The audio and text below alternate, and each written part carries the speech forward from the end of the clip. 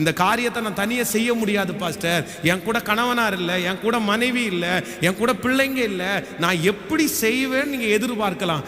ஆனால் ஆண்டவர் உங்கள் மேலே பிரியமாக இருப்பாரே ஆனால் உதவி செய்கிற, உங்களுக்கு உதவி செய்கிற கரங்களை கர்த்தர் உங்களோடு கொண்டு வந்து இணைப்பேன் என்று கர்த்தர் வாக்கு கொடுக்கிறார். நீங்கள் ஒருவராய் அல்ல, பல பேரால கர்த்தர் தயவு கிடைக்க பண்ணி உங்களுக்கு அந்த ப்ராஜெக்டை நிறைவேற்ற பலன் தருவார். ஹல்லேலூயா. கண்ணுக்கு தெரியாத, அறிமுகம் இல்லாத, எதிர்த்த இன்னும் சொந்தங்கள் எல்லாரையும் கர்த்தர் என்ன பண்ணுவார் அப்படின்னா அவங்க அப்படியே கொண்டு வந்து உங்களுக்கு கொடுக்குற மாதிரி கர்த்தர் வைப்பார். ஹல்லேலூயா. நம்புகிறீர்களா இல்லையா? பாருங்க, ஒருத்தர் வீடு ஒன்று கட்டுறாரு. வீடு கட்டும்போது அவருக்கு பெரிய பண தேவை.